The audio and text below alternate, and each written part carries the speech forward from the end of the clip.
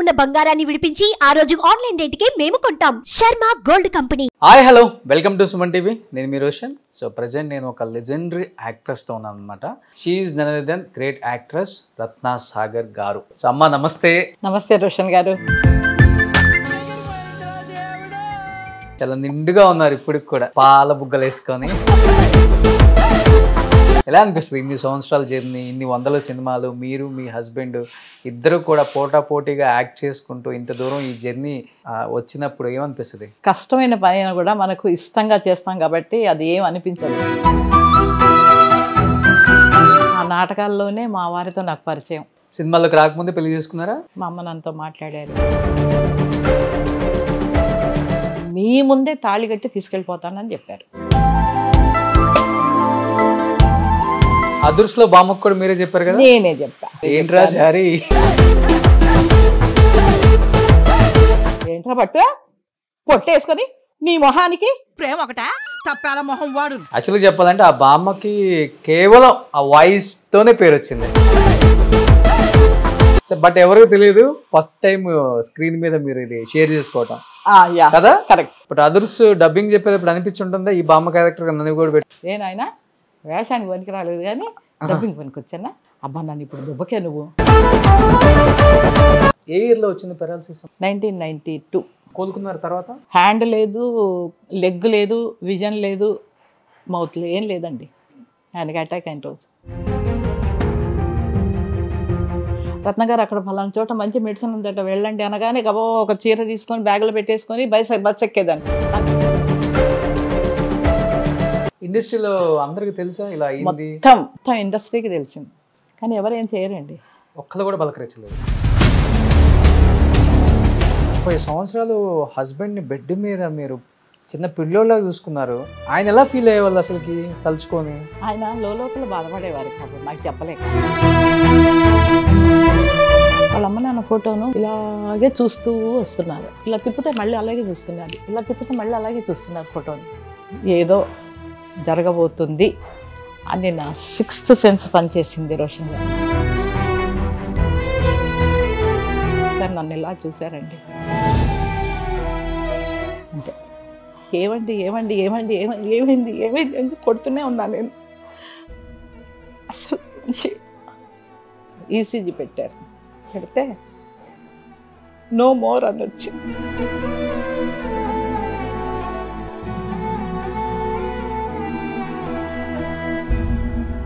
ఇట్లా ఎంత తొందరగా ఇది అయిపోతుంది అనుకోలేదు రోషన్ గారు.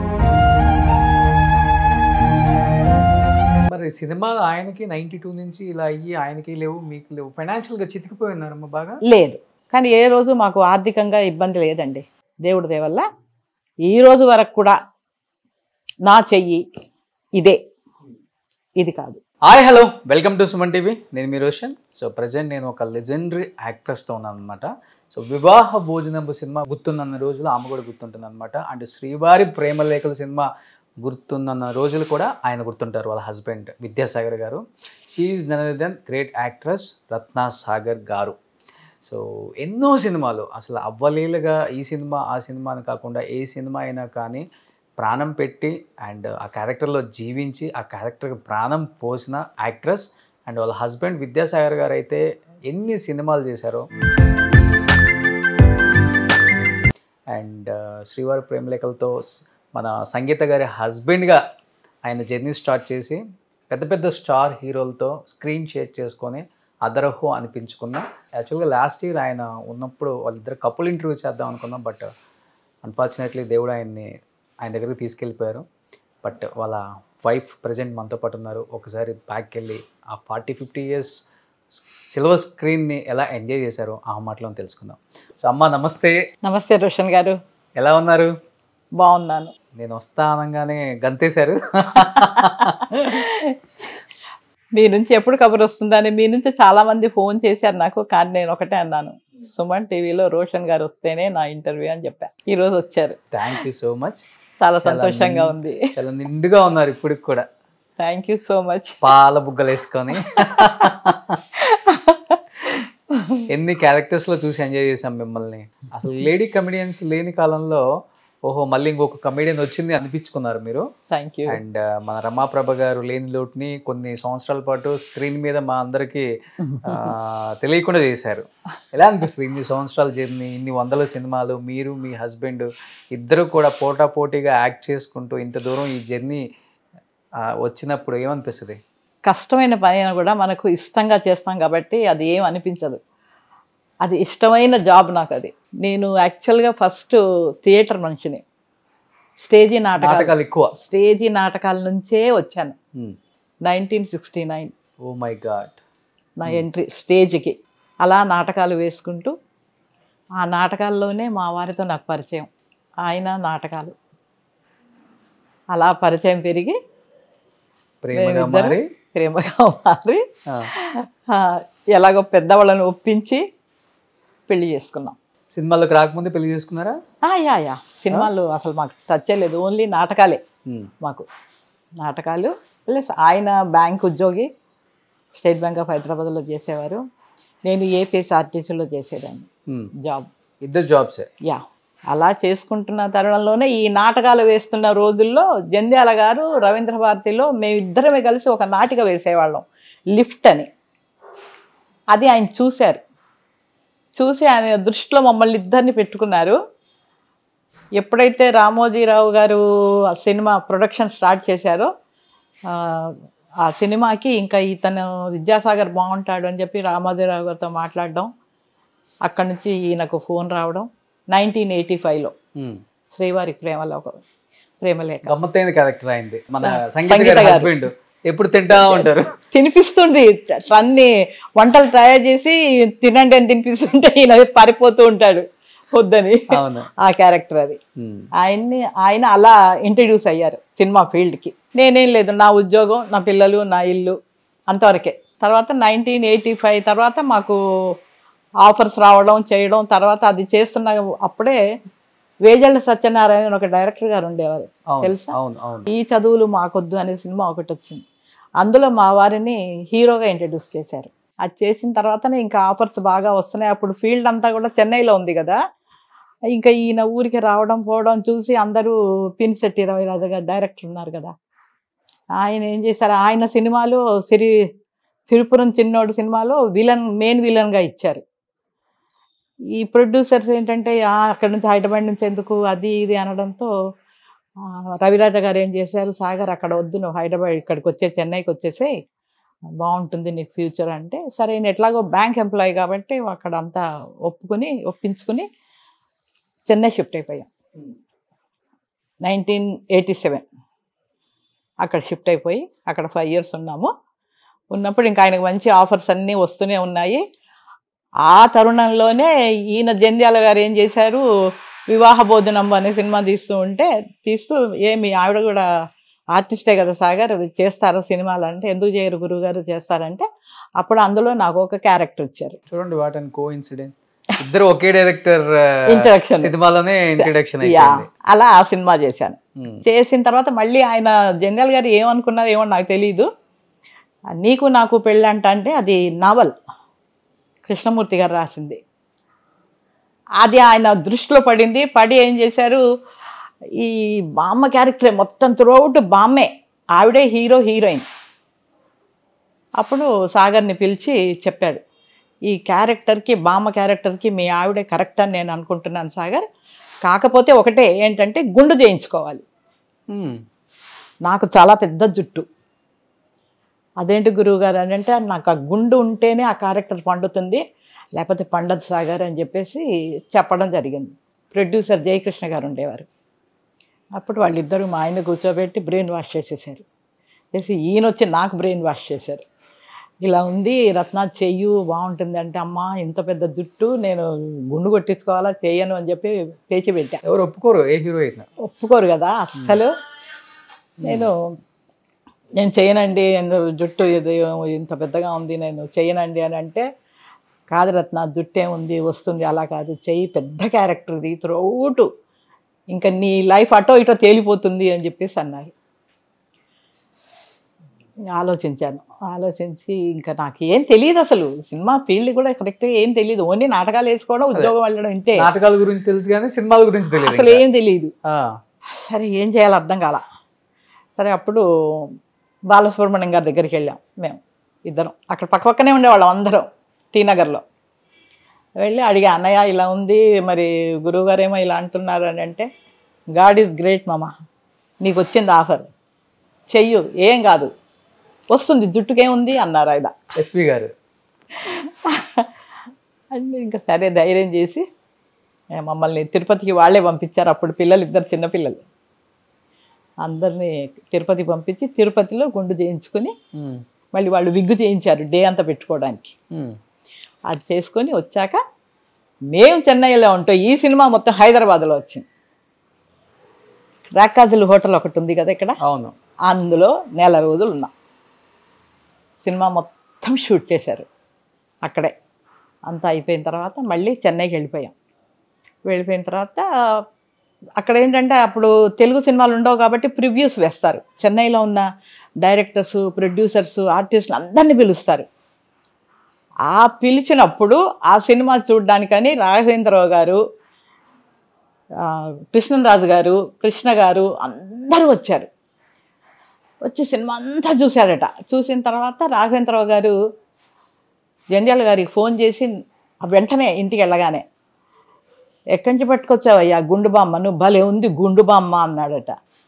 అంటే అయ్యో ఏంటండి విద్యాసాగర్ లేరా ఆర్టిస్టు, ఆయన మిస్సెస్, వాళ్ళిద్దరు స్టేజ్ ఆర్టిస్టులు, చాలా మంచి ఆర్టిస్టులు వాళ్ళు. అరే భలే చేసిందయ్యా, బా భలే దొరికారు నీకు ఆర్టిస్టులు అని చెప్పి అన్నట్టు ఆయన. సరే అది అయిపోయింది. అయిపోయిన తర్వాత నాకు పొద్దున్నే రాఘవేంద్రరావు గారు, మా ల్యాండ్లైన్ ఫోన్సేగా అప్పుడు, రాఘవేంద్రరావు గారు, కృష్ణరాజు గారు, వీళ్ళందరూ ఫోన్లు చేశారు. అమ్మ చాలా బాగా చేశారమ్మా, చాలా బాగా చేశారు మీరు, మా సినిమాలో ఇట్లాంటి క్యారెక్టర్స్ ఏం వచ్చినా మీరే చేద్దురు కానీ అని అంటే, సరేనండి థ్యాంక్స్ అండి అన్నాను. అంత కష్టంతో గుండు చేయించుకున్నా కానీ తర్వాత చాలా ఫలితం దక్కింది.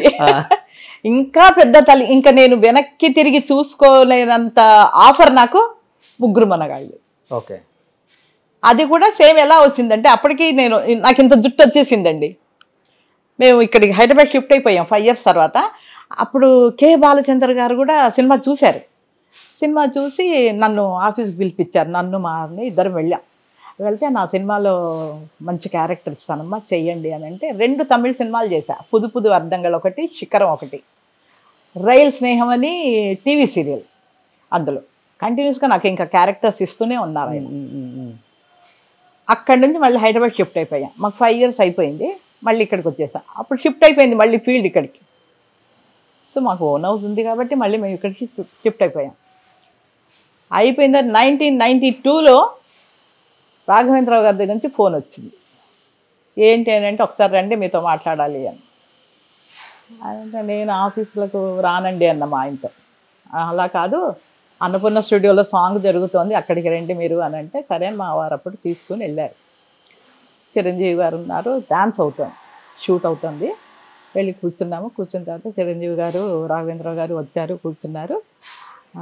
అమ్మ నేను ముగ్గురు మొనగాళ్ళు అనే సినిమా తీస్తున్నాను, జంధ్యాల గారి సినిమా నీకు నాకు పెళ్ళంటాలో చేశారు కదా మీరు గుండు బామ్మ, నాకు ఆ గెటప్ కావాలి అన్నారు. మళ్ళీ గుండు చేయించుకోవాలా? అమ్మో అన్నా నేను. బాబోయ్ అప్పుడు 4 years అయిపోయింది కదా, నాకు జుట్టు వచ్చేసింది. వద్దు సార్, ఎందుకు ఇప్పుడు ఎన్నో విగ్గులు వచ్చాయి కదా సార్, విగ్గులు పెట్టుకుంటాను సార్ నేను అని అంటే, లేదు లేదు, మిమ్మల్ని ఆ రోజు చూసినప్పటి నుంచి ఇప్పటికీ నా మైండ్లో మీరే ఉన్నారు, అలాంటి క్యారెక్టర్ వస్తే నీ చేతనే చేయించుకోవాలి అని చెప్పేసి అనుకున్నాను. నేను చిరుతో చెప్తే చిరు కూడా అదే ఒప్పుకున్నారు. కానీ ఆవిడని పిలిచి అడగండి మరి ఆవిడ గుండు చేయించుకుంటారో లేదో అని అన్నారట ఆయన. అంటే లేదు సార్ ప్లీజ్ సార్, వద్దు సార్, విగ్గులు పెట్టండి సార్ నాకు అని అంటే, అసలు ససేమీరా ఒప్పుకోలేదు వాళ్ళు. ఇంకా చిరంజీవి గారు కూడా వచ్చి కూర్చుని, అమ్మా నేను నీకు మాట ఇస్తున్నాను, మీరు గుండు చేయించుకొని ఈ ముగ్గురు మనగాళ్ళ సినిమా చేస్తే నా అన్ని సినిమాల్లో మీరు ఉంటారు అన్నారు. ఓకే, దేవుడు ఏమో సార్, ఏమో నాకు ఎందుకో నాకు ఇదిగా ఉంది అని అంటే, లేదమ్మా మీ గురించి ఆయన చాలా చెప్పారు రాఘవేంద్రరావు గారు నాకు, అందుకని ఇంకా తప్పదని నేను కూడా అడుగుతున్నానమ్మా అనేసి అన్నారు ఆయన. పాపం ఇది ఎక్కడ కర్మరా బాబు, ఈ మళ్ళీ గుండు చేయించుకోమంటున్నారు వీళ్ళు అని మళ్ళీ చెప్పేసి తిరుపతి పంపలేదుగా. తిరుపతి పంపించలేదు, నేను చేయించుకోనని ఒకటే గొడవ. అప్పుడు ఇంకా నాకు పెద్ద దిక్కు పర్చూరి గోపాలకృష్ణ గారు, ఆయన దగ్గరికి వెళ్ళిపోయా. గురువుగారు ఇలా అంటున్నారు, మరి ఏం చేయమంటారండి నన్ను అని అంటే, రత్న ఒక్క విషయం చెప్తాను నీకు, ఏ హీరో సినిమాలైనా కూడా 4 లక్షల మంది చూస్తారు రత్న. అదే చిరంజీవి గారి సినిమా 4 కోట్ల మంది చూస్తారు. కనుక నా మాట విని గుండు చేయించుకో, ఇంకా నీకు తిరుగులేదన్నాడు. అమ్మో మళ్ళీ ఎరకాటంలో పెట్టారు గురువు గారు అని అంటే, నేను చెప్తున్నాను కదా రత్న వెళ్ళు అన్నాడు. మళ్ళీ ధైర్యం చేసి ఇంటి దగ్గరే గుండు చేయించేసుకుని ఆ సినిమా చేశాను.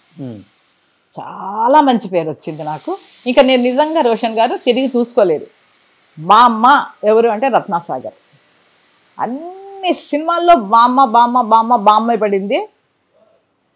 దానికి తోడు డబ్బింగుల్లో కూడా, సినిమా డబ్బింగులు ఏ వచ్చినా 85 years 80 years 70 years ఏ బామ్మ కన్నా డబ్బింగ్ చెప్పాలంటే ఏ లాంగ్వేజ్లోనైనా, అంటే అన్నీ కూడా మనకు ఇప్పుడు మలయాళం ఉంటే మళ్ళీ మనకు తెలుగే కదా డబ్బింగ్. ఇక్కడ వాళ్ళందరికీ నేనే డబ్బింగ్ చెప్పేదాన్ని. అదుర్స్లో బామ్మకు కూడా మీరే చెప్పారు కదా. నేనే చెప్పా అదుర్స్లో అది ఇప్పటికీ అందరికి గుర్తు చేసుకొని నవ్వుతుంటారు. ఏదో డైలాగ్ చెప్తారా? ఏంట్రా పట్టు పొట్టేసుకొని నీ మొహానికి పెళ్ళి కావాలట, పెళ్ళి మొద నష్టం కూడా. ఏంట్రా ఎప్పుడు చూసినా కూడా అలా పైకి చూస్తూనే ఉంటావు, ఎందుకురా? ఆ కుర్రాడు అంటాడు, ఏమిటోనే బామ్మ, ఆ కోడిని చూస్తుంటే ఎప్పుడు తినాలా అనిపిస్తూ ఉంటుంది, ఓరి అప్రాచుడా. అది ఇప్పటికీ ఫేమస్ అయింది ఆ డైలాగ్. అదే సింగిల్ టేక్ లేనా చెప్పేటప్పుడు మీరు? ఎప్పుడై కూడా ఒక్కటే టేక్. నేను హెడ్ ఫోన్స్ కూడా పెట్టుకోను, ఓన్లీ డైలాగ్ అక్కడ పెడతారు, చూస్తాను, విజన్ వేయండి అంటాను, వేస్తారు, ఒక్క మానిటర్, నెక్స్ట్ టేక్. యాక్చువల్లీ చెప్పాలంటే ఆ బామ్మకి కేవలం ఆ వాయిస్ తోనే పేరు వచ్చింది. అవునా? ఆ సినిమాలో చాలా డిఫరెంట్ గా ఉంటుంది. అవును, బట్ ఎవరికి తెలియదు ఫస్ట్ టైం స్క్రీన్ మీద మీరు ఇది షేర్ చేసుకోవటం కదా. కరెక్ట్. ఎవరికి తెలియదు, ఎక్కడ షూటింగ్లలో అడిగితేనే తెలుస్తుంది. కొంతమంది గుర్తుపట్టేస్తారు వాయిస్ ని, అప్పుడు అడిగితే చెప్తాను, అవును నేనే చెప్పానండి. ఇలా డబ్బింగ్ లో మీకు ఇంకా బాగా పేరు వచ్చిన సినిమాలు, పెద్ద సినిమాలు అంటే ఏమని చెప్తారు రత్న గారు? బాపు గారిది పెళ్లి కొడుకు సినిమా వచ్చింది చూసారా? అవును. సంగీత గారి. అవును. ఆవిడ డబ్బింగ్ నేనే చెప్పాను. ఓ, ఎన్ని సినిమాలకు డబ్బింగ్ చెప్పారు? 500 సినిమాల వరకు డబ్బింగ్లు చెప్పాను. స్టేజ్ పర్ఫార్మెన్స్లు అయితే కనీసం ఒక 2000 పైన ఉంటాయి. టీవీ సీరియల్స్ ఒక 3000 పైన ఉంటాయి. మనోరమ గారికి తెలుగులో అన్ని మీరే చెప్తారా? లేదు, ఒక 5 సినిమాల వరకు చెప్పా. 5 సినిమాలు చెప్పారు. తగ్గినే ఆవిడే చెప్పుకునేవారు వచ్చి. ఇంకా ఆవిడ నేను రాలేను అని అన్నప్పుడు నన్ను పిలిచేవారు. ఓకే, అలా చెప్పా. వాయిస్ కి మీది సెట్ అవుతుంది. ఆవిడ ఇమిటేట్ చేస్తా. ఆవిడంతా చెన్నై ఇది కదా, తమిళ్ స్లాంగ్ కదా, దాన్ని మ్యాచ్ చేస్తా. ఓకే, సినిమాలో డైలాగ్ కాకపోయినా ఒకటి ఏదైనా స్లాంగ్. ఏమిరా ఎందుకు అట్లా ఉండవు? సర్లే ఆడికి నేను చెప్తాను పెళ్ళి చేసుకోమని, సరేనా? సరే మరి పోయి రాపో. తమిళ్ మిక్స్డ్. ఆవిడ అలాగే అలాగే ఇమిటేట్ చేసేదాన్ని నేను. సో ఇలా ఎవరు చెప్పారు మీరు? సంగీత గారికి, మనోరమకి, కేఆర్ విజయ్ గారికి లేత మనసులు అనే సినిమాలో మదర్ క్యారెక్టర్ ఆవిడ, అందులో చెప్పాను. మీరు చెప్పిన ఆర్టిస్టులు వీళ్ళ మెయిన్ క్యారెక్టర్స్ లో ఉన్న వాళ్ళకే పిలుస్తారు నన్ను కూడా, ఎందుకంటే నేను సీనియర్ ఆర్టిస్ట్ని, నాకు తెలుసు కాబట్టి మెయిన్ వాళ్ళకే పిలుస్తుంటారు, చెప్పొస్తూ ఉంటాను. బట్ ఇప్పుడు నాటకాలలో అంటే ఇద్దరు పోటాపోటీగా పనిచేశారు, ఇంత దూరం వచ్చారు. బట్ సిల్వర్ స్క్రీన్, పెద్ద బిగ్ స్క్రీన్కి వచ్చిన తర్వాత విద్యాసాగర్ గారు అనుకున్నారా మీరు ఈ స్థాయికి వస్తారని? ఊహించారా ఆయన? అనుకోలేదు. మీరు ఊహించారా ఆయన ఆ స్థాయికి వెళ్తారని? నేను అనుకున్నాను, ఎందుకంటే ఆయన మంచి artist come director come TV serials director. ఆయన సినిమాలకి కో డైరెక్షన్ చేశారు కొన్ని సినిమాలకి, మళ్ళీ హీరోగా ఇంట్రడ్యూస్ అయ్యారు, విలన్గా ఇంట్రడ్యూస్ అయ్యారు. కాబట్టి అప్పట్లో బాగా కాంపిటీషన్ ఉండేదండి. అప్పట్లో కూడా బాగా కాంపిటీషన్ ఉండేది. అందరు ఇప్పుడు అనుకుంటారు. లేదండి, అప్పుడు కూడా చాలా. ఆయనకు పోటీ ఎక్కువగా చరణ్ రాజ్ వచ్చేవాడు. మన కన్నడ అప్పట్లో ఈయనలాగే ఉంటాడు కదా. అవును. శివకృష్ణ, వీళ్ళంతా కూడా అప్పట్లో ఆయనకు పోటీ. సరే నేను ఒకటే అనుకున్నా, రాతలో ఏది ఉంటే అది జరుగుతుంది అనుకునేవాళ్ళం. కానీ బాగా ఫేమస్ అయ్యారు తను. ఓకే. బాగా లిఫ్ట్ ఇచ్చింది జంధ్యాల గారు ఒకరు, పినిశెట్టి రవిరాధ గారు ఒకరు. రవి పినిశెట్టి గారు అదో చిరంజీవి గారి సినిమాలు అన్నింటిలో ఉన్నారు. లేదు, ఒకటో రెండో చేశారు అంతే. అది కూడా గెస్ట్ క్యారెక్టర్సే చేశారు. లాయర్, ఇంకొకటి ఏదో చేశారు. ఎక్కువ ఎవరితో చేశారు? కృష్ణారెడ్డి, ఎస్వి కృష్ణారెడ్డి గారు. ఆయన సినిమాలు ఎక్కువ. ఆయన సినిమాలు అన్నిట్లోనూ ఈయనను పెట్టేవారు. ఏదో ఒక క్యారెక్టర్ ఇచ్చి పెట్టుకునేవారు. రాజేంద్రుడు గజేంద్రుడు అందులో నంబర్ 1 కృష్ణ గారి సినిమా, మాయలోడు, వీటన్నిట్లో ఆయన మాత్రం కంపల్సరీగా సాగర్ గారిని పెట్టేవారు. ఒక గుండు క్యారెక్టర్ చేసుకుని, అదే మాయలోడు. మాయలోడు గుండు చేయించుకో సాగర్ అంటే చేయించేసుకుంటాను గురువు గారు అని చేసేసుకున్నారు. బాగా గుండు కలిసి వచ్చాయి అనుకుంటా. బాగా బాగా లిఫ్ట్ ఇచ్చారండి ఎస్వి కృష్ణారెడ్డి గారికి మాత్రం. ఇక్కడికి వచ్చాక బాగా, అలాగే ఆయన పెరాలసిస్ అటాక్ అయ్యి హాస్పిటల్లో ఉంటే అపోలో హాస్పిటల్లో డైలీ వచ్చి పలకరించి వెళ్ళేవారు కృష్ణారెడ్డి గారు. డైలీ ఏం భయపడకు సాగర్, నువ్వు లేచి మళ్ళీరా, నువ్వు ఒక్కరోజు కూడా ఖాళీ లేనంత బిజీ చేస్తాను నేను అనేవారు. ఏ ఇయర్లో వచ్చింది పెరాలసిస్? 1992. కోలుకున్నారు తర్వాత? అంటే కోలుకోవడం అంటే ఒక 5-6 ఇయర్స్ అయితే కంప్లీట్ బెడ్ అండి. హాస్పిటల్లో జాయిన్ చేశాము అపోలోలో, 2 months అట్లా పెట్టాను. అక్కడ ఏమి ఇంప్రూవ్మెంట్ లేదు. వాళ్ళు చెప్పేశారు, అంటే పెరాలసిస్ అటాక్ అయిపోయింది, లెఫ్ట్ మొత్తము ఫిజియోథెరపీలు అవి చేయిస్తే ఇంకా నిలబడతారు, ఇంకా ట్రీట్మెంట్ ఏం లేదు అని చెప్పేశారు వాళ్ళు. ఇంకా అక్కడ పెట్టడం ఎందుకు అని చెప్పేసి ఇంటికి తీసుకొచ్చేసాం. ఇంటికి తీసుకొచ్చి ఇక్కడ ఇంట్లోనే అన్ని పంచకర్మలన్నీ అవన్నీ ఇవన్నీ ఆయుర్వేదిక్లు అన్నీ కూడా మెడిసిన్స్ అన్నీ పెట్టి మనుషుల్ని పెట్టి రోజు మసాజులు అవి ఇవి అన్నీ చేయించాం మేము. చేయిస్తుంటే కొంచెంగా నిలబడ్డం అలా వచ్చింది ఆయనకి. తర్వాత ఏవేవో ఆయిల్ అవన్నీ పూస్తే లెఫ్ట్ కంప్లీట్గా ఇది హ్యాండ్ లేదు, లెగ్ లేదు, విజన్ లేదు, మౌత్ ఏం లేదండి ఆయనకి అటాక్ అయిన రోజు. అలా కనీసం ఒక 3-4 years అలాగే ఉన్నారు ఆయన. ఇవన్నీ మెడిసిన్స్ వేసి ఎక్సర్సైజులు అన్నీ చేయిస్తే కనీసం ఒక 7-8 ఏళ్లకు కొంచెం నిలబడ్డం మొదలుపెట్టారు. మొదలుపెట్టినప్పుడు టీవీలో అనౌన్స్మెంట్ ఏమొచ్చిందంటే, కూళ్ళ అనే ఊరు ఒకటి ఉంది నంద్యాల దగ్గర, అక్కడికి తీసుకెళ్తే ఈ పెరాలసిస్ వచ్చిన వాళ్ళకి తీసుకెళ్తే వెంటనే నయం అవుతుంది అని చెప్పి అనౌన్స్ చేశారు. చేయగానే ఇంకా నేనేం చేసేదాన్ని అంటే, ఎక్కడ ఎవ్వరు వచ్చి, ఇప్పుడు మీరు వచ్చి రత్నగారు అక్కడ ఫలానా చోట మంచి మెడిసిన్ ఉందట వెళ్ళండి అనగానే గబో ఒక చీర తీసుకొని బ్యాగ్లో పెట్టేసుకొని బస్ ఎక్కేదాన్ని. నాకు బస్సులన్నీ ఫ్రీయే కదా, ఎంప్లాయీ కదా నేను, అన్నీ ఫ్రీ. పైగా నేను సర్వీస్లో ఉండగానే ఆయనకు అటాక్ అయింది. సో మా జీఎం వరకు తెలుసు రత్న మొగుడికి ఇట్లా అయ్యింది అని చెప్పేసి. సో నాకు అన్ని బస్సులు ఫ్రీ పెట్టుకొని వెళ్ళిపోయేదాన్ని ఆ ఊరికి. వెళ్ళిపోయి వాళ్ళందరితో మాట్లాడి అక్కడ ఎవరు మందేస్తారు ఏంటి అని రిపోర్ట్స్ అన్నీ తీసుకెళ్ళి చూపించేదాన్ని. చూపిస్తే వాళ్ళు ఏం పర్వాలేదమ్మా, 10 ఏళ్ళు కానీ తీసుకురా, మేము బాగు చేస్తాం కదా, నువ్వు ఎందుకు ఫికర్ చేస్తున్నావు అనేవాళ్ళు. అలా తీసుకెళ్ళేదాన్ని. తీసుకెళ్ళి అలా మందులు ఇప్పించేదాన్ని. ఇప్పిస్తుంటే కొంచెంగా ఇంప్రూవ్మెంట్ వచ్చిందండి. అలా నేను తిరిగిన ఊళ్ళు మొత్తం 23 ఊళ్ళు తిరిగా ఆయన్ని పెట్టుకొని. ఒక్కదాన్ని, ఇంకా చిన్నపిల్లలు, ఆడపిల్లలు, అయ్యో మగవాళ్ళు లేరు కదా, ఒక్కటే వెళ్ళిపోయేదాన్ని. కారు వేసుకునేదాన్ని, అందులో కూర్చోబెట్టుకొని ఆయన తీసుకెళ్ళి ట్రీట్మెంట్స్ అలా ఇప్పించి చివరికి మనిషిని మొత్తంగా నిలబెట్టాం. విజన్ వచ్చేసింది, స్పీచ్ వచ్చింది, చేయి రాలేదు, లెగ్ వచ్చింది. సరే అలా ఎక్సర్సైజులు చేయిస్తూ నిలబడ్డాడు మనిషి బాగానే. ఇండస్ట్రీలో అందరికీ తెలుసా ఇలా మొత్తం? చిరంజీవి గారి దగ్గర నుంచి అందరికీ తెలుసు. ఎందుకంటే వాళ్ళ సినిమాలన్నీ చేశారు కదా అప్పుడే. నేను చేశాను కదా 3 మనగాళ్ళు, అది అయిన తర్వాతనే కదా ఈయన పడిపోయింది. ఓకే. అందరికీ మొత్తం ఇండస్ట్రీకి తెలిసింది, కానీ ఎవరేం చేయరండి. ఒక్కరు కూడా పలకరించలేదు. ఆయన ఫీల్డ్లో ఉన్నంత వరకే పలకరింపులు, రోజు ఫోన్లు చేయడాలు అన్నీ సాగర్కి అన్నీ. తర్వాత ఎవ్వరు, ఓన్లీ 2000లో మా అమ్మాయి పెళ్లి చేశాము, పెద్దమ్మాయి పెళ్ళికి. అప్పుడు ఈయన నిలబడిపోయారు, చేయి రాలేదు, నడక వచ్చేసింది, అన్నీ వచ్చేసాయి. చక్కగా ఒక్కరే ఇక్కడి నుంచి బయటి వరకు వాకింగ్ చేసుకుంటూ వెళ్ళేవారు, వచ్చేవారు. బాగుంది. మా అమ్మాయి పెళ్ళప్పుడు కూడా నాకు అందరు బాగా హెల్ప్ చేసింది. ఎస్వి కృష్ణారెడ్డి గారు, అచ్చిరెడ్డి గారు, బ్రహ్మానందం గారు, కోట శ్రీనివాసరావు గారు, మురళీమోహన్ గారు, ఉమ్. వీళ్ళందరూ వచ్చి హెల్ప్ చేశారు. వచ్చిన వాళ్ళని రిసీవ్ చేసుకోవడం అన్నీ. పెళ్ళి ఘనంగా చేసేసాము, అందరు వచ్చారు, అయిపోయింది. మనిషి బాగున్నాడు, అమ్మయ్య అనుకున్నాను. అనుకుని 4 years తర్వాత ఏవో చెప్పారు, కేరళలో మంచి మందు ఉంది సాగర్, నువ్వు వెళ్ళి అక్కడికి అన్నారట.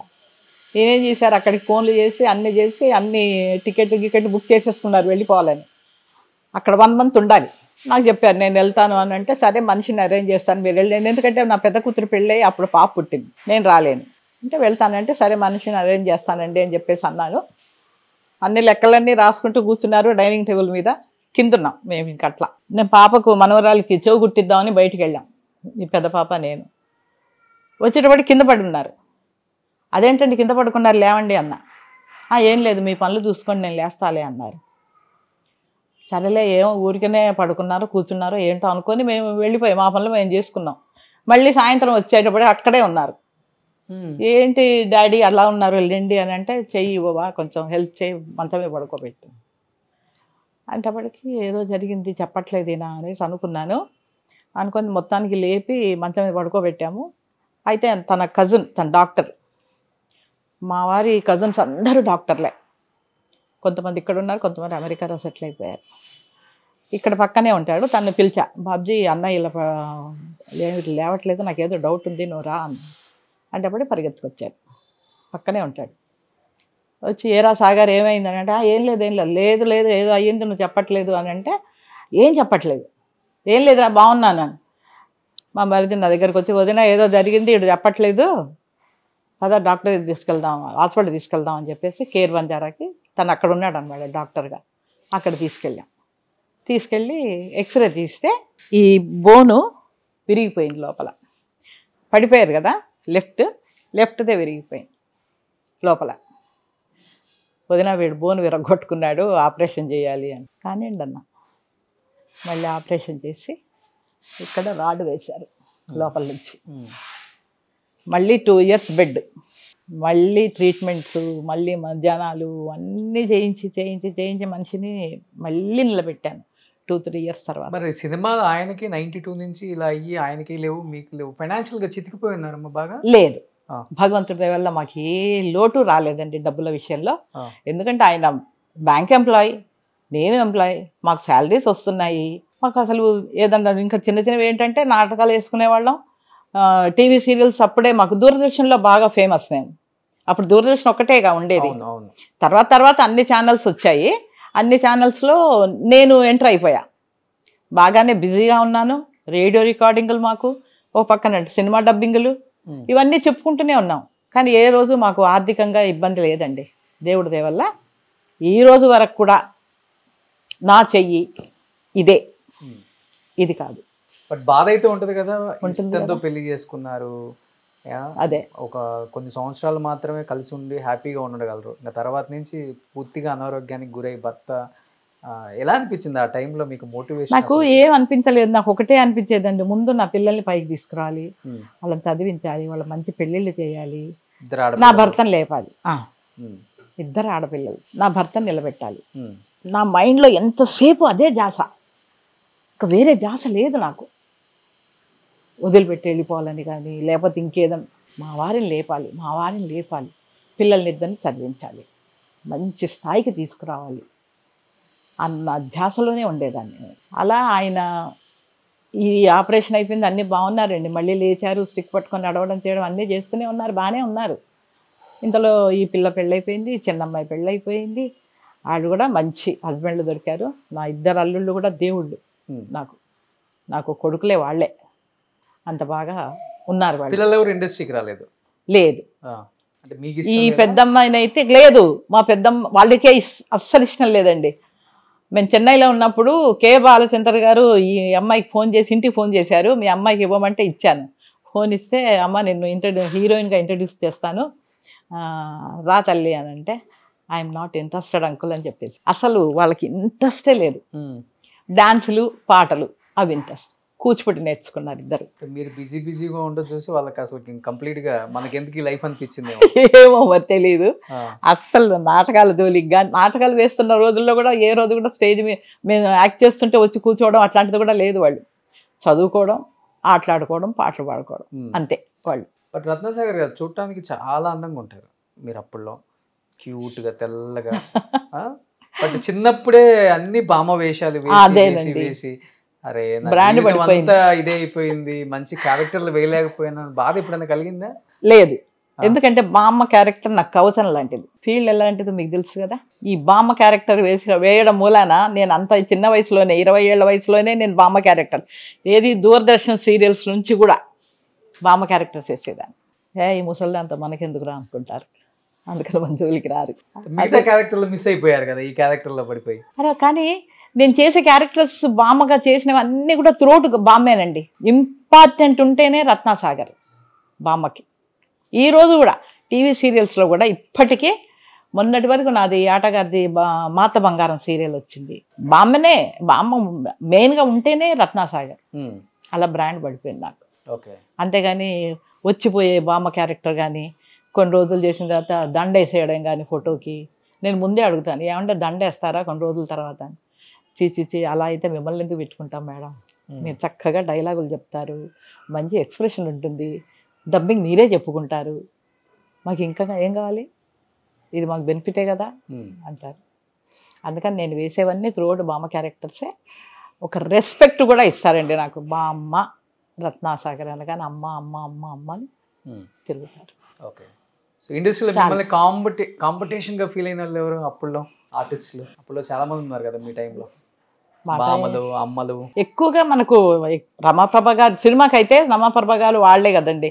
కానీ ఆవిడ తర్వాతనే నేను నిర్మలమ్మ గారు, ఆవిడ ఇంకా పాపం చాలా కుంగిపోయిన స్టేజ్లో ఆమెను వెళ్ళి ఎవరన్నా అడిగితే ఇంకా నన్ను ఎందుకయ్యా చంపుతారు, అక్కడ గుంటదున్నది రత్నసాగర్, పోయి దాన్ని పెట్టుకోండి అనేవారు. ఆవిడ బాగా ఎంకరేజ్ చేసేవారు. ఆవిడ ఎక్కడ ఉన్నారమ్మా ఇప్పుడు ఆమె పిల్లలు?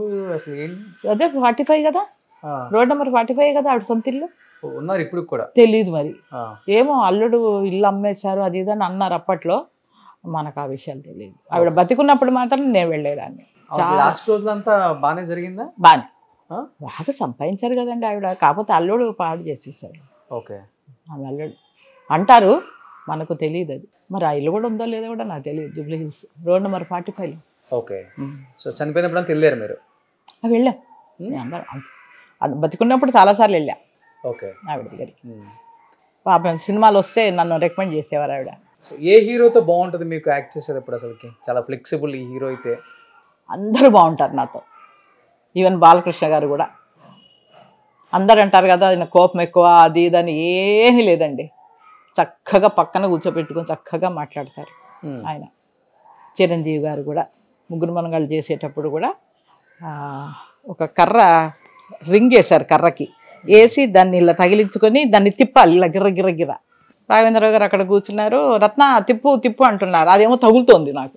అది ఒక్కన వెనక నుంచి నాకు 2 చేతులు వచ్చాయి, నన్ను ఇట్లా పట్టుకున్నాయి. ఏంటని చూసా, చిరంజీవి గారు వచ్చి ఇలా పట్టుకొని ఇలా కాదు ఇలా పట్టుకొని తిప్పు తిప్పు అని అంటున్నారు నన్ను. సార్ నేను తిప్పుతాను మీరు పక్కకి పోండి అన్నా.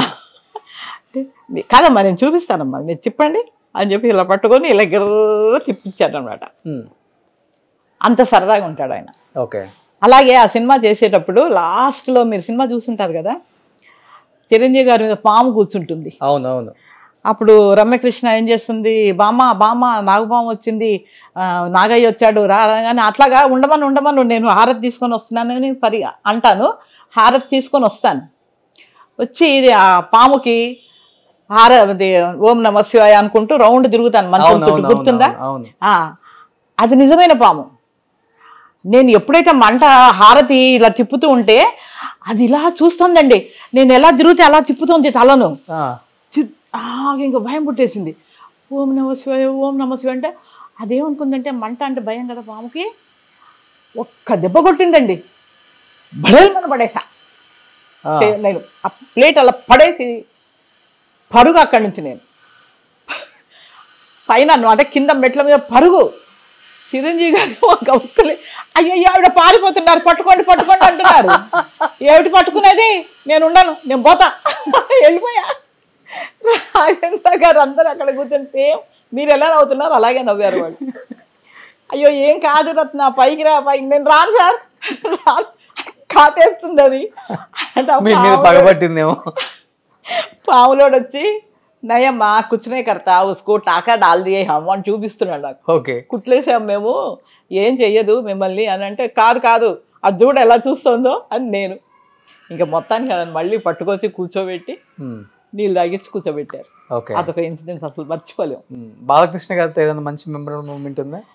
బాలకృష్ణ గారు నేను అది లక్ష్మీ నరసింహ సినిమా చేస్తున్నాం. అక్కడెక్కడ గచ్చిపోలి దగ్గర మాడవయ్య వాళ్ళ ఇల్లు, అది చాలా పెద్ద హవేలీ. అక్కడే మా షూటింగ్ మొత్తం అక్కడే జరిగేది. ఆ ఇంటి ఓనరు అది పాత బిల్డింగ్ అండి.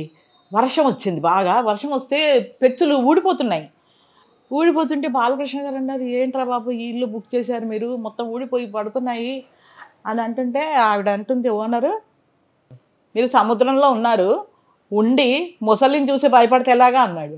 ఈయనకు అర్థం కాలేదు బాలకృష్ణ గారికి. అదే ఏమంటుంది అన్నాడు.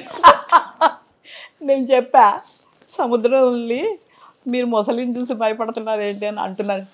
ఓసి దీని అమ్మ, ఆ ఇంటి ఓనరా ముసలావిడ ఎందుకు అంత డైలాగ్ కుట్టింది అంటే అవన్నీ ఊడి పడిపోతున్నాయి కదా, ఈయన భయపడుతున్నారు. భయపడుతుంటే ఏంటి ఇవన్నీ పడిపోతున్నాయి మా మీద, మేము చచ్చిపోతామేమో అని చెప్పారు కూడా. వెళ్ళి చెప్తే అప్పుడు అంటుంది ఆ ముసలావిడ ఈ మాట అనగానే, ఏమంటుంది అంటే అప్పుడు నేను తెలుగులో చెప్పా. ఓకే, దీని అమ్మ అంటే ఇగో నా మీద పడి చచ్చిపోవాలి మనం, దీని నుంచో షూటింగ్ చేసి దీనికి డబ్బులు ఇచ్చి. ఆసిన్ బామ కదా దాంట్లో, ఆసిన్ బామ. అవును, గుర్తుంది నాకు. అదే కారపొడి చల్లుతాం. అవును, బాలకృష్ణ. అవును అవును. అలాగా గౌతమ్ ఎస్ఎస్సిలో కూడా అవును, అది హీరోయిన్కి బామ్మ.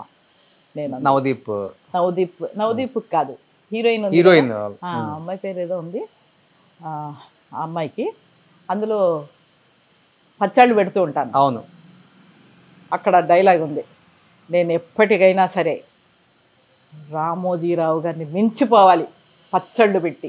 అవును, క్రియా పచ్చళ్ళు కాదు, ఈ మిమ్మల్ని ఈ గెటప్ లో ఉంటే తొందరగా గుర్తుపట్టరు, కానీ ఆ గెటప్ అయితే తొందరగా గుర్తుపట్టేస్తారు. అంటే విగ్గులు పెడతాగా. ఇంట్లో ఉన్నాయా విగ్గులు కూడా రెడీ? నేను చేయించి పెట్టుకున్నాను. ఎన్ని చేయించుకున్నారు? అంటే ఎక్కువ సినిమాలకైతే వాళ్ళే ఇస్తారమ్మా, టీవీ సీరియల్స్ మనమే చేయించుకోవాలి. ఓకే, అలా నేను టీవీ సీరియల్స్ చేయించుకుంటాను. బట్ ఎప్పుడైనా కానీ ఇండస్ట్రీలో చేదు అనుభవాలు చాలా సర్వసాధారణం ఆర్టిస్టులకి. అవును, ఎప్పుడు కూడా ఎవరు కూడా కించపరిచి మాట్లాడటం, అవమానించటం, తగ్గించి చూడటం, ఇలాంటి ఎప్పుడు జరగలేదా? ఒక తక్కువ చిన్న ఆర్టిస్ట్ సినిమా కానీ టీవీ కానీ? లేదు, ఎందుకంటే నేను సినిమా టీవీ ఎందుకు అడిగారు? అక్కడ ఎక్కడో జరిగి ఉంటుంది కదా అడిగారు మీరు.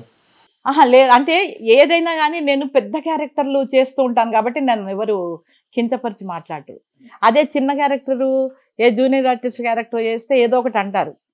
కానీ నాది పెద్ద క్యారెక్టరు, ప్లస్ నేను నా డైలాగ్ డెలివరీ కానీ ఏది కానీ ప్రాంప్టింగ్ అలా చెప్తుంటే చెప్పేస్తాను కదా, భయపడతారు.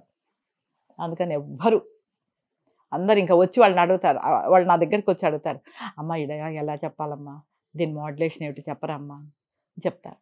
కాబట్టి అందరూ నన్ను లైక్ చేస్తారు, టీవీ కానీ సినిమాలు కానీ. ఎప్పుడు కూడా ఎవరు కూడా లేదండి అస్సలు. ఇంకా నా దగ్గరికి వచ్చి అడుగుతారు. లేడీ ఆర్టిస్టులు కూడా. ఈ హీరోయిన్లు అయితే ఇంకా బామ్మ కాబట్టి వచ్చి ఒళ్ళో కూర్చుంటారు, బామ్మ అనుకుంటూ. ఈ హెబ్బా పటేల్ ఉంది కదా, నేను అందగాడు అనే సినిమా చేశాను. ఆ అమ్మాయి రాజ్ హీరో. సెట్లోకి రాగానే నేను ఆ అమ్మాయి హెబ్బా పటేల్ వచ్చి ఒళ్ళో కూర్చునేది, దగ్గర ఫోటోలు కూడా ఉన్నాయి. ఒళ్ళో కూర్చునేది, ఒళ్ళో కూర్చుని దాని చెయ్యి నా చెయ్యి ఇలా రాస్తూ కూర్చునేది. నాకు అర్థం కాలేదు, నేను కామ్గా చూస్తూ ఉండేదాన్ని. రాస్తారని అడిగాడు, వాడు హీరోయిన్లో కూడా ఏమే రావే పోవే అంటాడు. ఎందుకే నువ్వు అమ్మ పక్కన కూర్చొని ఓ చెయ్యి రుద్దుతున్నావు అట్లాగా అని అంటే, అదంది అమ్మ కా కలర్ తోడా తోబి ముజే ఆతా బోల్కే, కొంచెం మీ కలర్ వస్తుందని, కొంచెమైనా అమ్మ కలర్ నాకు వస్తుందేమో అని రుద్దుతున్నాను అన్నవాడు. నీకు చచ్చిన అమ్మ కలర్ రాదే, నువ్వు రుద్ద పో అనేవాడు. మీ కలర్ చూసి మీ ఆయన ఇష్టపడ్డారు మిమ్మల్ని అప్పుడు? మీ టాలెంట్ లేదండి, ఆర్టిస్టులుగానే కానీ మాకు అది కలర్ అని కానీ ఒక ఆర్టిస్టు అని కాకపోతే మా ఆయన కోరిక ఏంటంటే నాకు చెప్పారు తర్వాత, ఒక ఆర్టిస్టుని నేను చేసుకోవాలి అని అనుకున్నాను. నాకు లక్కీగా అనుకోకుండా మీరు కనిపించారు. మీ నా బిహేవియర్ కానివ్వండి, నా ఇది అన్నీ కూడా నాకు గమనించి నేను వేరే అసోసియేషన్లో కూడా యాక్ట్ చేస్తూ ఉండేవాళ్ళం కదా. స్టేజీ అంటే ప్రతి అసోసియేషన్లో మేమంతా ఎవరు, కోట శ్రీనివాసరావు గారు, నేను, రాళ్ళపల్లి గారు, తనికెళ్ళ భరణి, వీళ్ళంతా స్టేజ్ నుంచి వచ్చిన వాళ్ళమేగా. ఓ మీ అందరూ ఒక బ్యాచ్. యా, అందరితో యాక్ట్ చేసేదాన్ని నేను. సో అందరిని ఎంక్వైరీ చేస్తే అమ్మో రత్నన అది నిప్పు అనేవాళ్ళు. చాలా మంచి అమ్మాయిని చేసుకోరా అని ఎంకరేజ్ చేసేవాళ్ళు. మీరేం చూసి ఇష్టపడ్డారు ఆయన మరి? ఆర్టిస్ట్ అనే. అంతే అసలు యాక్చువల్గా ఆర్టిస్టులు చేసుకోవడానికి ఇష్టపడరు. కానీ మేమేంటంటే మాకు మెంటాలిటీస్ కలిసాయి. ఫస్ట్ ఆయనది ముభావమే. నేను అంత నువ్వు వాళ్ళతో ఎందుకు మాట్లాడుతున్నావు, వీళ్ళతో ఎందుకు అనే మనిషిని కూడా నేను కాదు, తను కాదు. అందుకని అనుకున్న తర్వాత ఫస్ట్ నన్ను అడిగారు, నేను పెళ్లి చేసుకోవాలి అనుకుంటున్నాను అని. వచ్చి మా అమ్మ నాన్నతో మాట్లాడండి అన్న అంటే సరే అన్నారు. వచ్చారు, మా అమ్మ నాన్నతో మాట్లాడారు. మరి మీ వాళ్ళ సంగతి ఏంటంటే, లేదు మా వాళ్ళు ఒప్పుకోరు, వాళ్ళకి ఆల్రెడీ మేనరికం ఉంది, ఒప్పుకోరండి, కానీ నేను చేసుకుంటాను, నేను ఉద్యోగస్తుని, ఆ పిల్లాన్ని పోషించుకోగలను, నేను ఒక ఆర్టిస్ట్ని చేసుకోవాలి అనుకున్నాను, మీ అమ్మాయి బిహేవియర్ కానివ్వండి, పద్ధతి కానీ అంత బాగా నచ్చింది, కాబట్టి నేను పెళ్లి చేసుకుంటాను, మీరు మంచిగా అందరి ముందు పెళ్లి చేసిస్తే ఓకే, లేదని అంటే ఇంకా నేను మీ ముందే తాళి కట్టి తీసుకెళ్ళిపోతానని చెప్పారు. దానికి మా నాన్న బాగా సంతోషించారు. అప్పుడు మా వాళ్ళు మాట్లాడుకొని సరే పెళ్లి చేద్దామని చెప్పేసి డిసైడ్ అయ్యారు. అయినప్పుడు నేను మా వారితో ఒకటే అన్నా, ఏమండి పెళ్లి చేసుకుంటాను, కానీ నా కోరిక ఒకటే, నా పేరు పక్కన ఒక డిగ్రీ ఉండాలి, అది నాకు. అప్పుడు నేను చదువుతున్నానుగా, ఇంకా ఇంటర్లో ఉన్నా. తప్పకుండా మా ఇంట్లో కూడా అంతా చదువుకున్న వాళ్ళమే మేము, నువ్వు 10th అంటే బాగుండదు, నువ్వు ఎంతవరకు చదివితే అంతవరకు చదివిస్తాను రత్న అన్నాను. సో అలా నేను పెళ్ళయ్యాకే చదువుకొని జాబ్ తెచ్చుకున్నారు. బిఏ వరకు చదివా. ఓకే, ఏం చేసేవాళ్ళు ఏపీఎస్ఆర్టీసీలో మీరు? క్లర్క్. అలా చేసుకుంటూనే నేను మ్యారేజ్ అయిన తర్వాత కూడా మా ఆయన దగ్గర నుండి చదివిస్తే బిఏ పాస్ అయ్యా. సినిమాలు చేస్తూ కూడా జాబ్ కంటిన్యూ చేశారు. ఆర్టిస్ట్గా అందరికి తెలుసు కాబట్టి మేనేజ్మెంట్కి అంతా కూడా, అరే మన ఒక డిపార్ట్మెంట్లో ఒక లేడీ ఆర్టిస్ట్ ఉందంటే గ్రేట్ అని చెప్పేసి ఎప్పుడు లీవ్ అడిగినా ఇచ్చేసేవాళ్ళు, ఎంకరేజ్ చేశారు నన్ను మా ఆఫీస్లో, మా ఆయన్ని బ్యాంక్లో. చూసాను ఇది నంది తీసుకునేటప్పుడు అమితాబ్ బచ్చన్ గారు, కిరణ్ కుమార్ రెడ్డి గారు. నేను అది లండన్లోకి వెళ్ళి సినిమా చేసి వచ్చా. లండన్లో నీకు అది కారాలు మిరియాలు అనే సినిమా. ఓకే, మొత్తం లండన్లోనే చేశారు వాళ్ళు. చేసినప్పుడు ఆ ప్రొడ్యూసరు డైరెక్టర్ వచ్చి అడిగారు, కొత్త వాళ్ళంతా వచ్చి నన్ను అడిగారు, ఏమండి మరి లండన్లో ఉండాలి 30 days, మరి ఏమంటారంటే, అమ్మా నేను రానన్నాను. మా వారేమో అలా ఉన్నారు. సెకండ్ అమ్మాయి డెలివరీ అయ్యి ఉంది, నేను రానండి నాకు కుదరదు అన్నా. అని అంటే అప్పుడు పిల్లలు అల్లుళ్ళు అందరు కూర్చోబెట్టి, మమ్మీ నీకు అబ్బాయిలు లేరు, అబ్బాయిలు ఉంటే కనుక ఏ అమెరికాలో ఉంటారు, నువ్వు వెళుతావు, అమెరికా చూసి వస్తావు, లండన్ చూసి వస్తావు, నీకు అవకాశం లేదు కదా మమ్మీ, ఇది మంచి ఆపర్చునిటీ వచ్చింది నీకు, నువ్వు డాడీ గురించి ఏం ఆలోచించకు, డాడీని మేము చూసుకుంటాం, నువ్వు వెళ్ళిరా అని చెప్పి నన్ను ఎంకరేజ్ చేసి లండన్కి పంపించారు. 30 days ఉన్నా అక్కడ. సినిమా మొత్తం అక్కడే జరిగింది. అది త్రోడ్ బాంబే మొత్తం సినిమా అంతా. ఇంత పెద్దగా ఆడలేదు, కానీ నా క్యారెక్టర్ బాగా పండింది. దానికే నంది అవార్డు వచ్చింది. ఓకే, ఉత్తమ హాస్య నటి. అవును. ఇది అమృతంలో కూడా నాకు ఆ బామ్మ క్యారెక్టర్ బాగా నచ్చుతుంది. అదే, అది కూడా నేనే. బామ్మ అంటే రత్నాసాగర్, ఇంకెవరు లేరు. కానీ ఇప్పుడు మొదలయ్యారు అందరూ డబ్బింగ్ గారు. ఎలా అనిపిస్తుంది ఇప్పుడు బామ్మలను చూస్తుంటే? అదే అప్పట్లోనేమో వాళ్ళు హీరోయిన్లుగాను మదర్ క్యారెక్టర్స్లో మంచిగా సెటిల్ అయిపోయిన వాళ్ళు, ఇప్పుడు మళ్ళీ వాళ్ళు కూడా బామ్మలోకి దిగిపోయారు. మీకు కాంపిటీషన్ అయిపోయింది ఇప్పుడు. అంతే కదా, నేను అనుకోను. చేస్తున్నారు ఇప్పుడు సినిమాలు ఏమున్నాయండి అసలు ఈ మధ్యకాలంలో? సినిమాలే లేవు అసలు. అంత పెద్ద పెద్ద సినిమాలు, అందులో కూడా ఇప్పుడంతా ఏంటి అక్కడ నుంచి కెనడా నుంచి, కేరళ నుంచి, బెంగళూరు నుంచే కదా పిలిపించుకుంటున్నారు. మొన్న దిల్ రాజు గారి సినిమాకి ఎవరు రోహిణి అటంగడి గారిని పిలిపించారు. ఆవిడకి డబ్బింగ్ చెప్పమని పిలిచారు. నేను చెప్పనండి అన్న. అదేదో క్యారెక్టర్ నేనే చేస్తే నేనే డబ్బింగ్ చెప్తాను కదా మరి ఇలా ఉంటుంది. ఇప్పుడు తమిళ ఆవిడ అంటే ఆవిడ ఇప్పుడు అదుర్స్లో ఆవిడకి చెప్పడంలో న్యాయం ఉంది. తమిళ ఆవిడని పెట్టుకొని చేసుకున్నారు. కానీ ఈ రోహిణి అటంగడిని అక్కడి నుంచి ఎందుకండి పిలిపించుకోవాలి? అలా ఉన్నారు మన ప్రొడ్యూసర్. బట్ అదర్స్ డబ్బింగ్ చెప్పేటప్పుడు అనిపించుంటుందా ఈ బామ్మ క్యారెక్టర్ నన్ను కూడా పెట్టి ఈ వివి సత్యనారాయణతో కొట్లాడా, ఆయనేగా డైరెక్టర్ వినాయక్. అతనితో నేను అమ్మనా కోడల సినిమా చేశాను. అప్పుడు కో డైరెక్టర్ సాగర్ గారి దగ్గర. సాగర్ అని డైరెక్టర్ గారు చనిపోయారు ఈ మధ్య. ఆయన కో డైరెక్టర్ అప్పుడు. ఈ అబ్బాయి చిన్న కుర్రాడు వినాయక్. ఈ సినిమాకి డబ్బింగ్ కోసం అని పిలిస్తే చెప్పిన తర్వాత నంబర్ ఇవ్వండి అన్న. పుల్లారావు అని కో డైరెక్టర్ ఇచ్చారు. ఫోన్ చేశా, నేనాయన వేషానికి పనికి రాలేదు కానీ డబ్బింగ్ పనికి వచ్చానా, ఎందుకు పిలిచావు అంటే అబ్బా నన్ను ఇప్పుడు దుబ్బకే నువ్వు అంటున్నాడు. అట్లా అందరూ చేసేవాళ్ళే. కానీ క్యారెక్టర్ అయితే చాలా బాగుంటుంది. ఆ క్యారెక్టర్కి డబ్బింగ్ అవునండి, అది అందరికీ గుర్తు బాగా. చాలా బాగా చెప్పారమ్మా, అసలు ఆవిడ మాట్లాడుతున్నట్టుగానే ఉంది అంటారు. బట్ ఇప్పుడు ఏంటి కాలక్షేపానికి ఏం చేస్తూ ఉంటారు ఇప్పుడు? ఇంకా ఏముంది, సీరియల్స్ ఉన్నాయి కదా నాకు. చేస్తున్నారు సీరియల్స్ ఎప్పుడు ఉంటాయి, ఎప్పుడు ఒక 2 ఉంటాయి. ఒకదానికి గుమ్మడికాయ కొడుతున్నానంటే నెక్స్ట్ సీరియల్ కొబ్బరికాయ రెడీగా ఉంటుంది. కాబట్టి ఇంకా ఇప్పుడు అయిపోయింది, బాధ్యతలు కూడా అయిపోయాయి.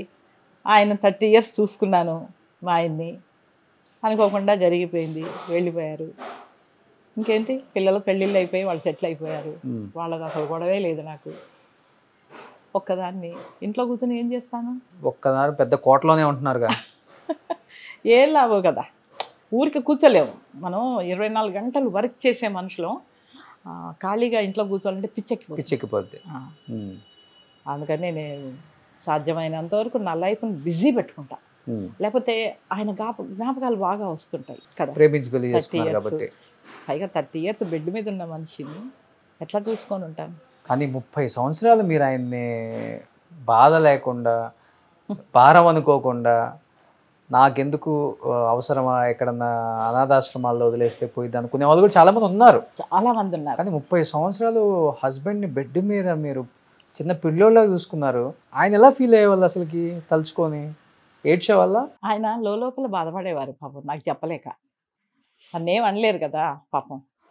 ఆయన అలా పెట్టి ఇంట్లో మనుషుల్ని పెట్టి షూటింగ్లోకి వెళ్ళిపోయేదాన్ని నేను. షూటింగ్ వెళ్ళినా కూడా వాళ్ళకి ఒకటే కండిషన్ ఏంటంటే, నాకు సాయంత్రం అయితే 7 గంటలకు వదిలేయాలి, నేను వెళ్ళి మా ఆయనకు భోజనం పెట్టాలి, మందులు వేయాలి, కాబట్టి మీరు అలా అయితేనే సీరియల్ ఒప్పుకుంటా, లేకపోతే ఒప్పుకోనండి అని చెప్పేసేదాన్ని. కానీ ప్రేమించి పెళ్లి చేసుకున్నారు, అందరిని ఒప్పించారు, వాళ్ళ ఇంట్లో వాళ్ళు ఒప్పుకోకపోయినా కానీ పెళ్లి చేసుకున్నారు, ఇంత దూరం వచ్చారు, మంచి లైఫ్ లీడ్ చేద్దాం అనుకున్నారు. కానీ 30 సంవత్సరాల జీవితం, సొగ జీవితం మొత్తం ఆయన జీవితం మంచానికి పరిమితం అయిపోయింది. ఆయన చనిపోయిన రోజు మీ ఫీలింగ్ ఏంటి రత్న గారు? చనిపోయిన రోజు నా చేతుల్లోనే పోయారు ఆయన. నా చేతుల్లోనే అదే రూమ్లో ఉన్నారు.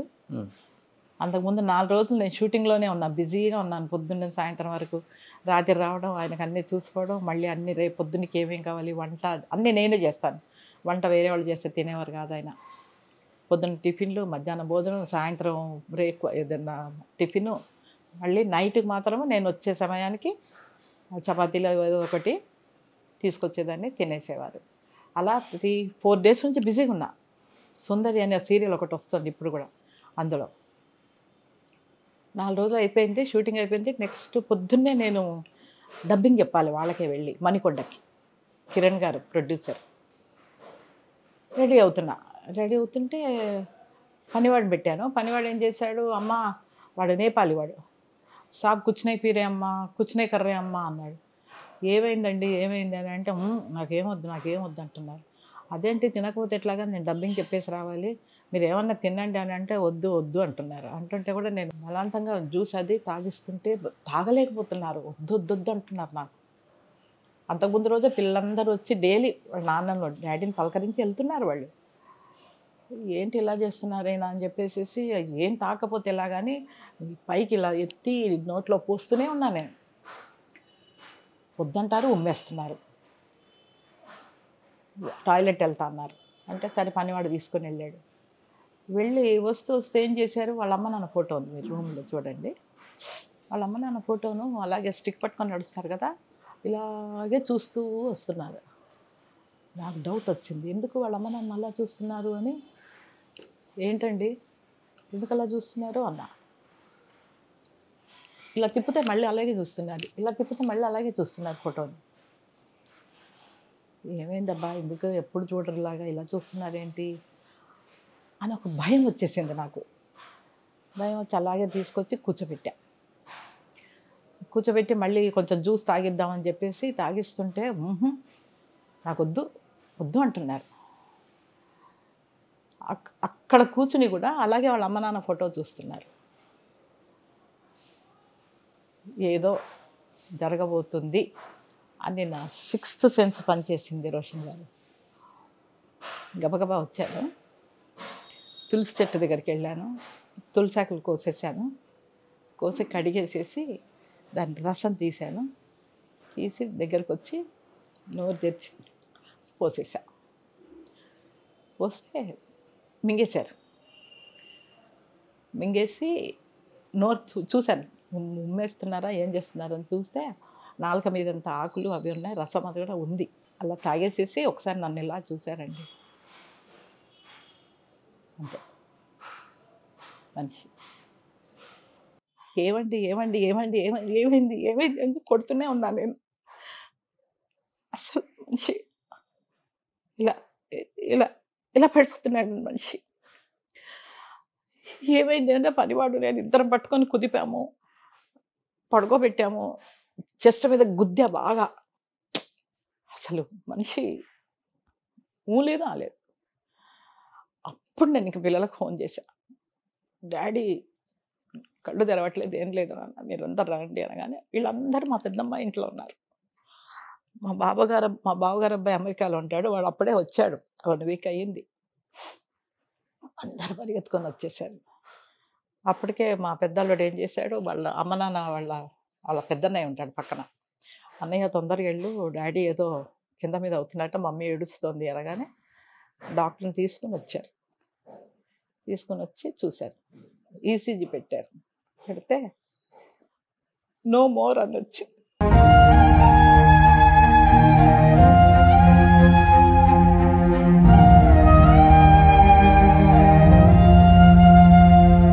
ఏం చేయాలో తోచలేదు నాకు. ఇంకా అందరికీ ఫోన్లు చేసేసాను. ఒక 1/2 అవర్ తర్వాత పిల్లలందరూ వచ్చారు. డాడీ డాడీ డాడీ అంటే ఎక్కడ ఉన్నారు డాడీ? ఆ కిరణ్ ప్రొడ్యూసర్కి ఫోన్ చేసి చెప్పారు, సార్ మా వారు అయిపోయారు. లేదు సార్. అలా అందరికీ దగ్గర వాళ్ళందరికీ నేను ఫోన్ చేసి చెప్పేశాను. అప్పుడు అందరూ వచ్చారు.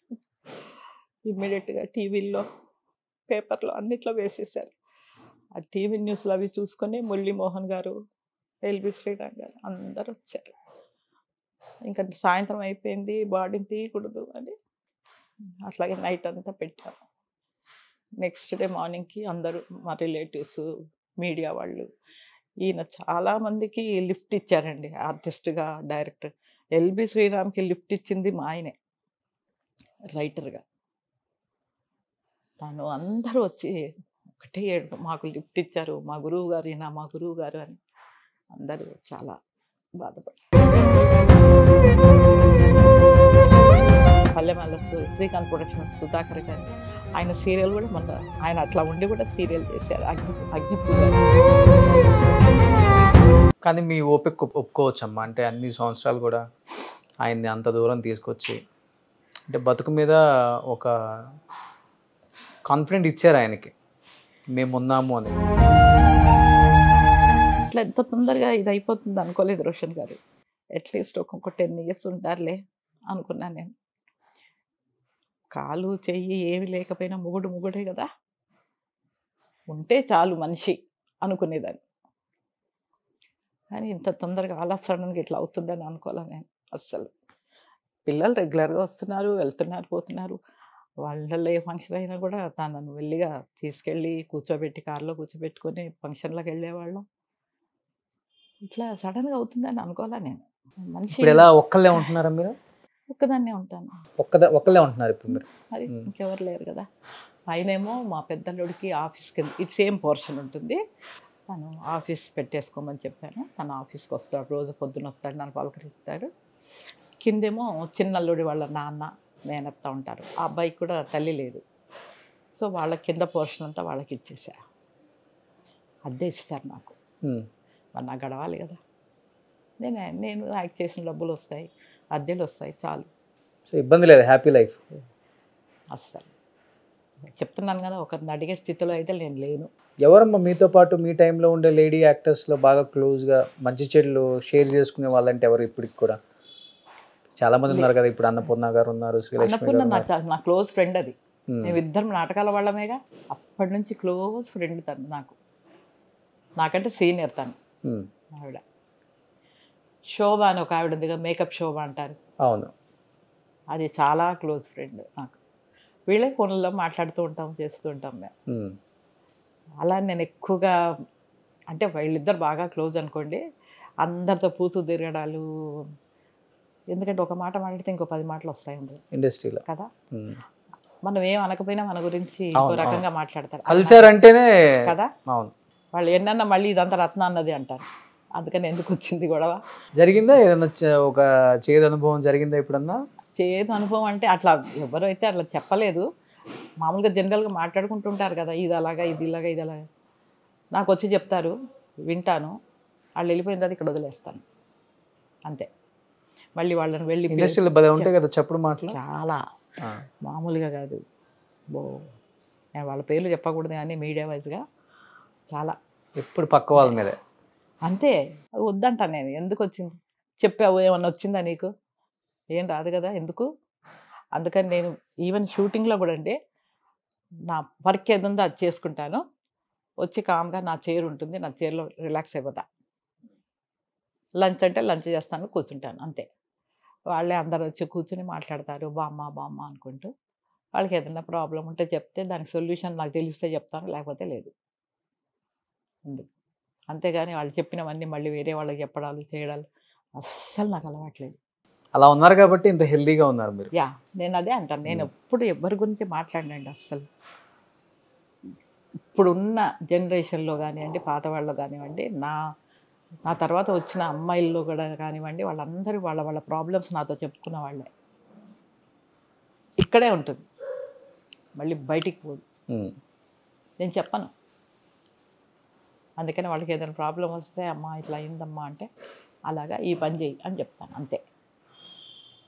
ఎందుకు చెప్పాలి ఒకరి నుంచి? పాపం వాళ్ళకి బాధ ఉంది కాబట్టి నాతో చెప్పుకున్నారు. మళ్ళీ నేను వెళ్ళి ఇంకొకరు చెప్తే పద్ధతి కాదు కదా. సూపర్ అమ్మాయి, చాలా మంచి ఒక లెజెండరీ పర్సనాలిటీని అయితే నేను కలవగలిగాను ఈరోజు. నిజంగా ఆయన బతుకున్నప్పుడు ఇద్దరు కలిపి చేద్దాం అనుకున్నాను. బట్ ఆయన న్యూస్ విన్న తర్వాత కొంత టైం ఇద్దాం మనం కూడా, ఇప్పుడు వద్దులే అనిపించింది. నేను కూడా మళ్ళీ రాలేకపోయాను. కరెక్ట్. సో చాలా హ్యాపీగా ఉంది. ఏం చెప్పాలనుకుంటున్నారు? అంటే ఇండస్ట్రీ మీకు ఇన్ని ఆపర్చునిటీస్ ఇచ్చింది, ప్రజలు మిమ్మల్ని ఎంతగా ఇష్టపడుతున్నారు. సో చాలా ఇష్టపడ్డారు కూడా చాలామంది. ఒక బామ్మగా మిమ్మల్ని రిజిస్టర్ చేసుకున్నారు. అవును, బామ్మ అంటే మీరే గుర్తొస్తారు వాళ్ళకి. యా. సో లాస్ట్ అండ్ ఫైనల్గా ఏం చెప్పాలనుకుంటున్నారు? అందరూ బాగుండాలి, అందులో మనం ఉండాలి అంతే. ఇప్పుడున్న యంగ్ హీరోస్లో ఎవరు ఇష్టం మీకు బాగా? రాస్తారని ఒకడు. ఇప్పుడు ఇష్టమైన వాళ్ళు నేను అంటుంది, మీరు చేసినా చేయకపోయినా. అంత ఇష్టంగా నేను చూడలేదు ఎవరిని. ఏమో అంత మాట అన్నారు. అవును, ఇప్పుడు అంత ఇదిగా పని వర్క్ కూడా ఎవరు చేస్తున్నారు? మన ఏ హీరో అయినా కూడా ఉన్నారు అసలు అప్పటి హీరోల్లాగా? పాన్ ఇండియా మూవీస్ ఇప్పుడు ఇలా వస్తున్నారు, ఇలా వెళ్ళిపోతున్నారు, ఇలా వస్తున్నారు, అలా వెళ్ళిపోతున్నారు అంతేగా మరి. అంతేనా? ఈ టైంలో ఉన్న హీరోస్ అంత టాలెంట్ లేదంటారు? అస్సలు లేదు. అప్పుడున్న కమిట్మెంట్ లేదు, అప్పుడున్న ఒక రెస్పెక్ట్ కానీ ఏది కానీ లేదు అప్పట్లో. అక్కడికి హీరో వస్తున్నాడు, లేకపోతే ఒక సీనియర్ ఆర్టిస్ట్ వస్తుందంటే ఈ రోజుకి కూడా నేను అన్నపూర్ణమ్మగా కనబడగానే కాళ్ళ దండం పెడతాను. అది ఉందా అసలు ఇక్కడ? ఈవెన్ టీవీ సీరియల్స్లో కూడా వెళ్ళి నేను ఇలా కూర్చుంటే కనీసం హాయ్ అమ్మ అని కానీ, గుడ్ మార్నింగ్ అమ్మ అని కానీ ఒక్కరు చెప్పరండి. వాళ్ళ బుద్ధి రావడం కోసం నేనే గుడ్ మార్నింగ్ చెప్తా. అట్లా ఉంది ఇప్పుడు ఇండస్ట్రీ అంతా. అస్సలు రెస్పెక్ట్ లేదండి. అయ్యో ఒక పెద్ద సీనియర్ ఆర్టిస్ట్ ఆవిడ, సినిమా కానీ సీరియల్ కానీ ఒక సీనియర్ ఆర్టిస్ట్ని మనకు రెస్పెక్ట్ అవును, అనేది అంతే ఉంటుంది కదా. కదా. ఇప్పుడు వచ్చిన జనరేషన్లో అసలు అది లేదండి. సినిమాలు ఎలా ఉన్నాయో నాకు తెలియదు. అంటే ఇప్పుడు పెద్దగా లేవు కదా సినిమాలు కూడా మాకు అని. అంతే. Super. Anyhow thank you so much Ratna garu. Thank you. So time thank you Roshan garu, మీరు మా ఇంటికి రావడం అయ్యో చాలా అదృష్టం. Thank you so much. Thank you so much. ఇలానే హెల్దీగా హ్యాపీగా సంతోషంగా పిల్లలతో ఉండాలని మనస్ఫూర్తిగా కోరుకుంటున్నాను. Thank you. Thank you. ఆ భగవంతుడు ఇచ్చిన ఓపిక, ధైర్యం, ఓకే, ఆ ధైర్యంతోనే ఇలా ఉన్నా నేను. థ్యాంక్ యూ అమ్మా. సుమన్ టీవీలో మీ పర్సనల్ అండ్ బిజినెస్ ప్రమోషన్స్ కోసం కింది నెంబర్కి కాంటాక్ట్ చేయండి.